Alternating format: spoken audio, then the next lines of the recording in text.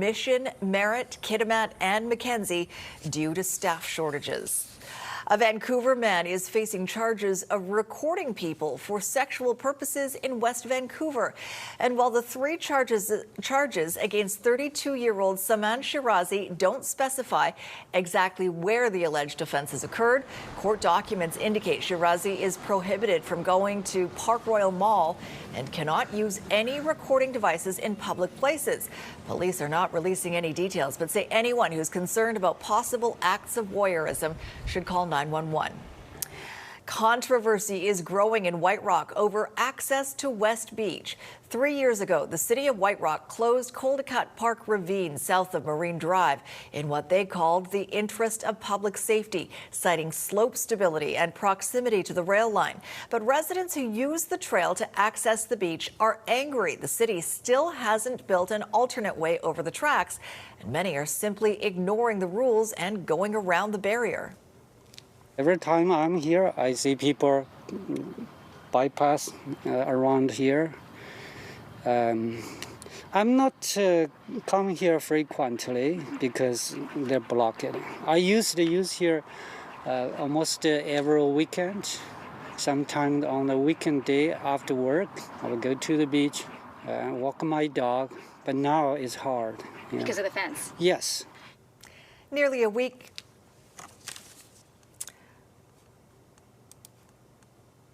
The city of White Rock refused an interview but issued a statement saying the reconstruction of the iconic pier is the priority for government funding. Nearly a week after the province announced support for BC's fruit growers, the industry says it's still worried the sector could collapse any moment. The fruit growing industry was dealt a major blow last month with the closure of the BC Tree Fruits Cooperative, which helps to get products to market. That followed a deep freeze earlier this year that devastated farmers' crops. Last Tuesday, the province announced $15 million in increased compensation for farmers through its agri-stability program. But stakeholders say that support isn't enough, and it's tough to qualify for the program.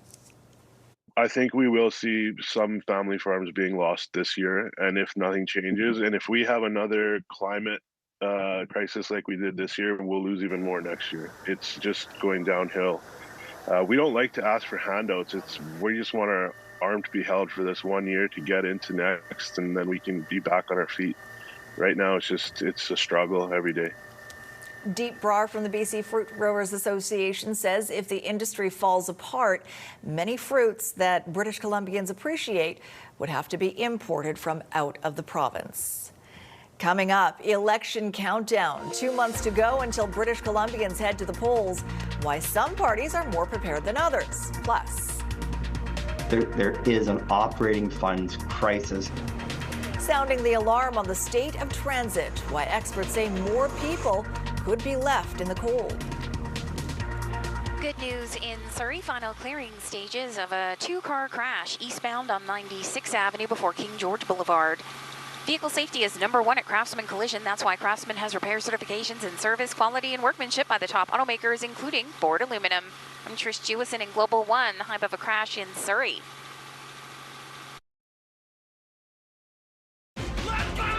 The deepfake avatar shocks the house. The first house guest I have nominated is Tucker. No, I didn't. Not one, Angela, but two! Big Brother, 3 nights a week on Global. Stream on Stack TV and the Global TV app.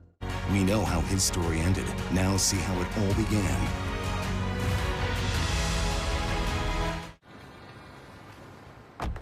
Be careful with my Fiat.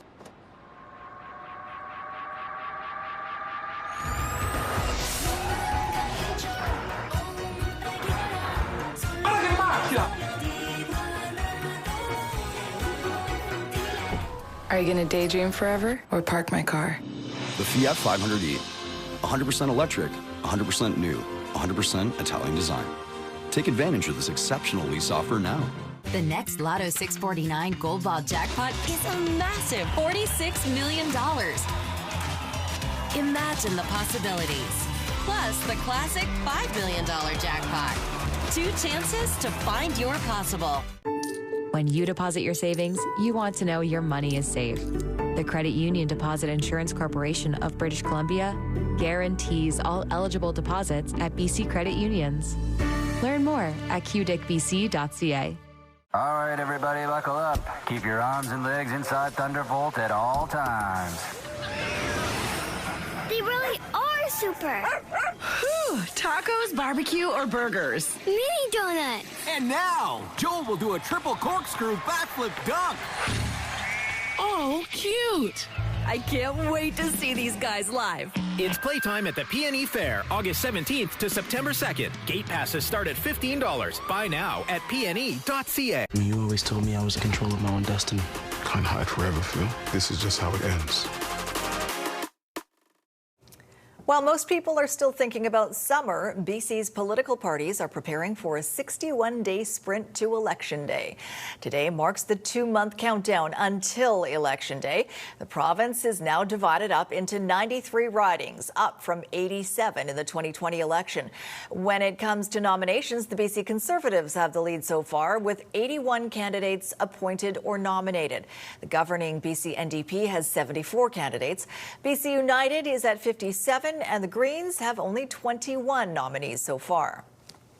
In elections like this, the incumbent can expect a rough ride. People have a certain amount of frustration over the last number of years, and a lot of that is among younger voters, voters who feel sort of left aside or overlooked by the system. It doesn't matter if it's Lower Mainland, or if it's the Northeast, or if it's the Okanagan, or if it's the island. The issues are the same, which is affordability is a real problem for people. Housing is a huge problem. Healthcare is a huge problem. We are in the pre-election period, there's no question about it, but there's also a key focus because we have huge forest fire pressure still. We have issues in our healthcare system. There are challenges around housing we need to respond to and to keep building, to keep things moving forward. And so the day job doesn't stop. Elections BC will be mailing out voter registration notices starting this week. Well, if a couple of new projects in Surrey are any indication, school expansions are heading up, not out. The provincial government has announced an addition to Surrey's Fleetwood Park Secondary with an additional 800 student spaces. This addition will be 4 stories high as opposed to the usual 2-story school construction. It follows a recently opened 4-story addition to Surrey's Sullivan Heights Secondary. I'm really hoping by us looking at innovative ways we can get more schools built quicker.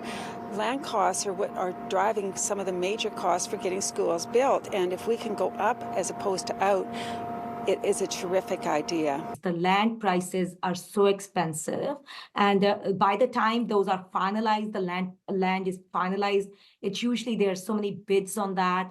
So it's a really, I think it's a great opportunity to utilize the land that the school districts, because school districts are the owners and operators of the school properties. Multi-story schools aren't exactly a new idea in BC. Witness Vancouver Technical School, which opened nearly 100 years ago. A warning from the Canadian Urban Transit Association. Public transit in Canada's major cities is in dire straits.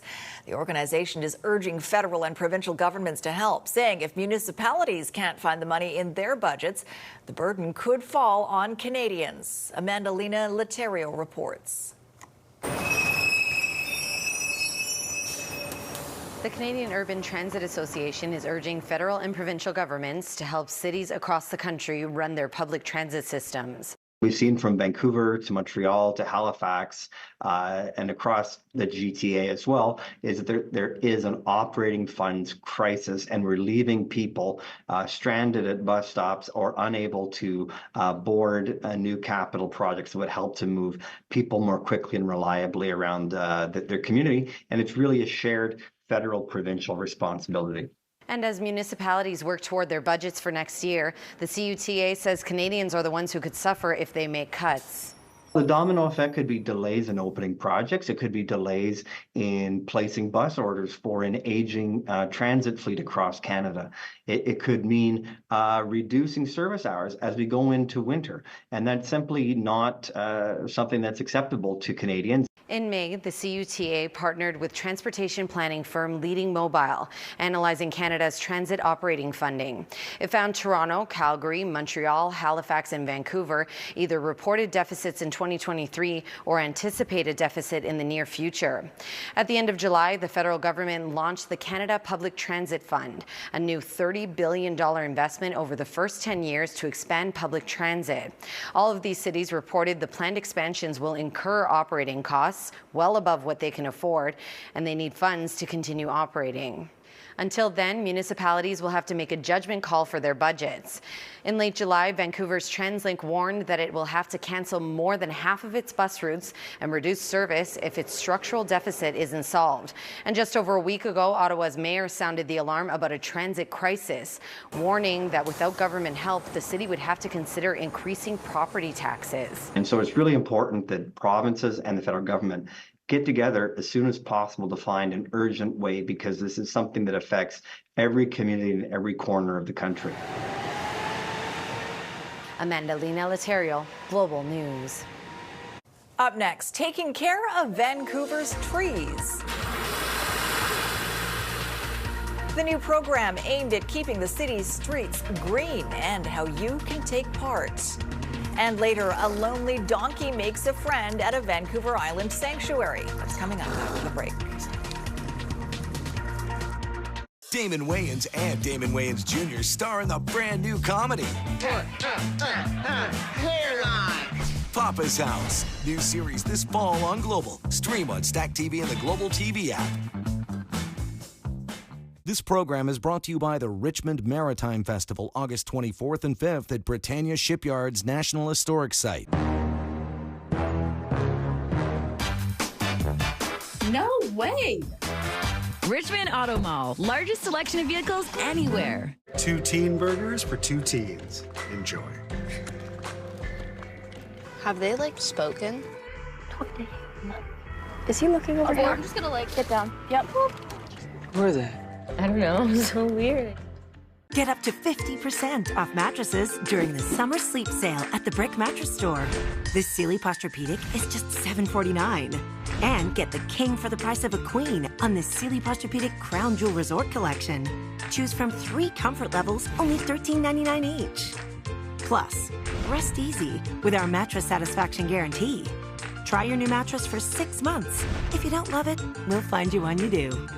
The Brick Mattress Store. The right mattress guaranteed. Want to save money while making your home more comfortable and energy efficient? Fortis BC's got rebates. Rebates. On energy-efficient windows and doors, insulation, and more. Visit fortisbc.com/rebates. Size matters. Richmond Auto Mall, largest selection of vehicles anywhere. Dreams really can come true with BC Children's Hospital Dream Lottery. Whether it's life in the Lower Mainland, Okanagan, or Vancouver Island, the lifestyle you choose is a click or call away. And when you buy now, you'll be in for our biggest appreciation bonus ever, worth over $55,000. Choose travel with gas and groceries for a year, or a Hyundai Tucson EV, or $50,000 tax-free. Appreciation bonus deadline, midnight Friday. Help make BC's kids mighty. Go to bcchildren.com today.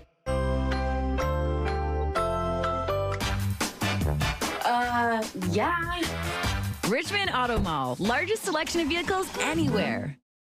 Closed captioning of money numbers is brought to you by Envision Financial, a division of First West Credit Union.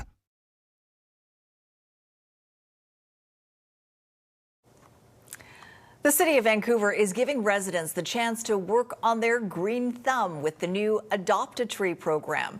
The program lets community members adopt recently planted trees to help water them during the summer months. City crews already water new trees, but extra watering helps the younger trees grow stronger. Watering bags will be provided to new adopters while supplies last, but a bucket with holes or a traditional hose will work too. Adopt a Tree is going to support our urban forestry goals as we work to increase our urban forest canopy, particularly in neighborhoods with lower canopy cover. The Adopt a Tree program will encourage residents to adopt street trees that have been planted in the last 3 years, as they require more care than mature trees while they try to establish. Young trees that are established are crucial to the health and longevity of our urban forest. Roughly 2,000 trees will be available for adoption each summer as Vancouver tries to reach its goal of increasing canopy cover to 30% by the year 2050. All right, let's bring in meteorologist Christy Gordon now with a look at our weather forecast. Christy, a little bit of a change in the last couple of days. Oh, and we had all that lightning and rain. I'd almost forgotten about it. Right, I know, it was quickly, you forget. Yeah, and then we had severe thunderstorm watches and warnings in parts of Vancouver Island and a Sunshine Coast, which is really rare for this area. I want to show you the satellite and radar imagery right away, Sophie, because Vancouver Island, Sunshine Coast was again dealing with a lot of rainfall, not as many thunderstorms today, and you can see it is just west of our region. It's starting to push into Metro Vancouver, and we'll continue to see that track as we head through the evening hours. This is that big upper level low. It's just been sitting offshore and it brings in these bands of rainfall. So Metro Vancouver happened to be lucky to be outside of that band, but that's not going to be the case for the next couple of days. We are expecting wet weather, certainly. And there's still a water spout watch in effect for Strait of Georgia near the southern Gulf Islands and the west coast of Vancouver Island. And water spouts are tornadoes over the water, and they happen a little bit more frequently in this type of scenario. Will take us into tomorrow morning, where we're expecting rainfall for Metro Vancouver. You can see some across southern Vancouver Island, increasing cloud across the interior regions, and cloud and a chance of rainfall basically all across BC by the afternoon hours, and still more rainfall in the forecast for our Wednesday. So very unsettled over the next couple of days with much cooler conditions, as you can see in terms of temperature, mid-20s and through the interior regions. And for here along the coast, we'll see low 20s, some areas in the teens. And for Metro Vancouver, we'll likely see a high of only 18 degrees with periods of rain on Wednesday. We do come out of it looks like, though, on Thursday. Sophie, back to a bit of sunshine. Back to you. All right, thanks, Christy. The story of a sad, lonely donkey on Vancouver Island has a happy ending, thanks to the dedicated staff of an animal sanctuary and the generosity of the public. Earl Grey was brought to the Home for Hooves farm sanctuary in Duncan after his owner died.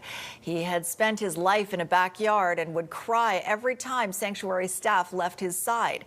After some failed attempts to forge friendships with other animals, staff tried a yoga ball, and Earl instantly took to it.